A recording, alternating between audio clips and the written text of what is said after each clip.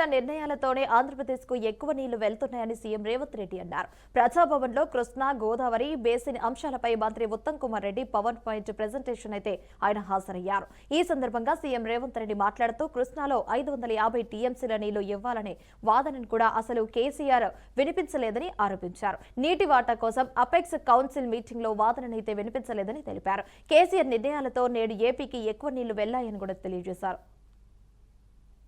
తెలంగాణ రాష్ట్రం ఏర్పడిన తర్వాత చంద్రశేఖరరావు గారు ముఖ్యమంత్రి బాధ్యత చేపట్టిన తర్వాత ఆంధ్రప్రదేశ్కు చంద్రబాబు నాయుడు గారు ముఖ్యమంత్రిగా బాధ్యత చేపట్టిన తర్వాత నీటి పంపకాలు జరిగినాయి.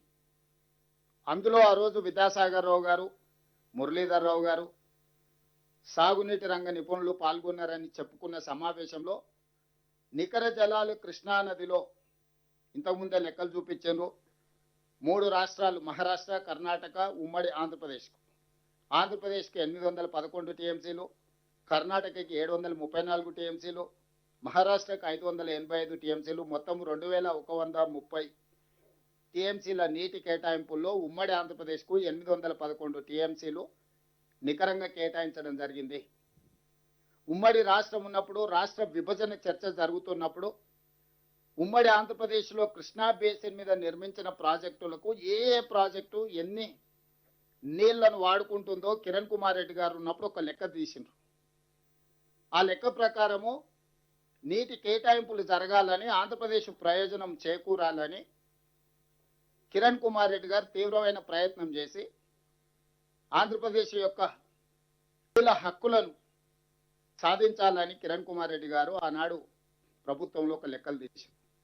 ఆ లెక్క ప్రకారము 512 టీఎంసీలు ఆంధ్రప్రదేశ్కు సంబంధించిన ప్రాజెక్టులకు, తెలంగాణలో నిర్వహించబడుతున్న ప్రాజెక్టులకు 299 టీఎంసీలు ఈ లెక్క ప్రకారం వారు ఒక లెక్క తీసిండ్రు 2013లో.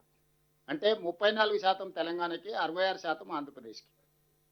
తెలంగాణ రాష్ట్రం ఏర్పడిన తర్వాత కేంద్ర ప్రభుత్వం ఏర్పాటు చేసిన లేదా జరిగిన చర్చలలో పాల్గొన్న చంద్రశేఖరరావు గారు, హరీష్ రావు గారు ఈ 34, 66% మేము పంచుకుంటామని చెప్పి ఒప్పందం చేసుకున్నారు.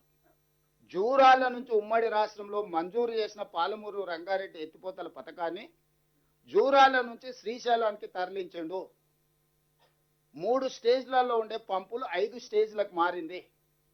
22 పంపులు కాస్త 37 పంపులుగా మారింది. 32,500 కోట్లు, 32,200 కోట్ల రూపాయలతో పూర్తి కావాల్సిన పాలమూరు రంగారెడ్డి ఎత్తిపోతల జూరాల సోర్స్ నుంచి ప్రాజెక్టు ఈరోజు 84,000 కోట్లు ఖర్చు పెడితే కూడా పూర్తి అవుతుందనే గ్యారెంటీ లేదు. ఒక ప్రాథమిక అంచనా మాత్రమే. చంద్రశేఖరరావు గారి లెక్కల్లోనే 55,000 కోట్లకు పెరిగింది.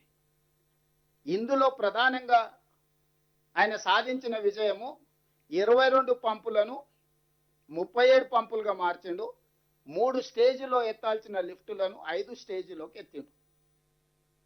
ఈ 3 స్టేజ్ల నుంచి 5 స్టేజ్లకు జూరాల నుంచి శ్రీశైలంకి ఎప్పుడైతే మార్చిండో ఆంధ్రప్రదేశ్కి అవకాశం వచ్చింది. శ్రీశైలం బ్యాక్ వాటర్స్ నుంచి తెలంగాణకి 2.5 టీఎంసీలు కూడా లేదు. ఈ రోజు ఎంత వాడుకుంటున్నాం మనం అంటే నిజంగా ఈ లెక్కలు చూస్తే మనం సర్ప్రైజ్ అవ్వాలి. 0.25 టీఎంసీ ఈ రోజు తెలంగాణ శ్రీశైలం బ్యాక్ వాటర్స్ నుంచి వాడుకోవడానికి ఉన్న మన ఇన్ఫ్రాస్ట్రక్చర్ ఎంతనే అంటే 0.25 TMC, not even half TMC, quarter TMC మనం వాడుకోగలుగుతున్నాము. Just quarter TMC. ఈరోజు పోతిరెడ్డిపాడు 8 టీఎంసీలు, మాల్యాల కావచ్చు, లేకపోతే ముచ్చుమారి కావచ్చు, అదొక 1 టీఎంసీ పైన, రాయలసీమ ఒక 3 టీఎంసీ పైన ఇప్పుడు లెక్కలన్నీ ఉత్తమ్ కుమార్ రెడ్డి గారు చూపించిండ్రు. ఈరోజు 2 వైపుల నుంచి నీటి హక్కులు అనుకో, నీటి చౌర్యం అనుకో, హక్కులు లెక్కేసినా నీ దగ్గర ఎత్తుకోవడానికి ఏంది లేదు. ఒకవేళ దొంగతనంలో పోటీ వాడదామన్నా వాడు 13.5 టీఎంసీలు రోజుకు దొంగతనం చేస్తే నీ దగ్గర 1/2 టీఎంసీ కూడా దొంగతనం చేయడానికి లేదు. దొంగతనం చేయడానికన్నా నీకు కనీసం శక్తి ఉండాలి, హక్కులు సాధించడానికన్నా శక్తి ఉండాలి. ఇవాళ చంద్రశేఖరరావు గారు జూరాల నుంచి శ్రీశైలంకు మార్చడం వల్ల 3 లిఫ్టులు కాస్త 5 లిఫ్టులు అయినాయి, 22 పంపులు కాస్త 37 పంపులు అయిపోయినాయి.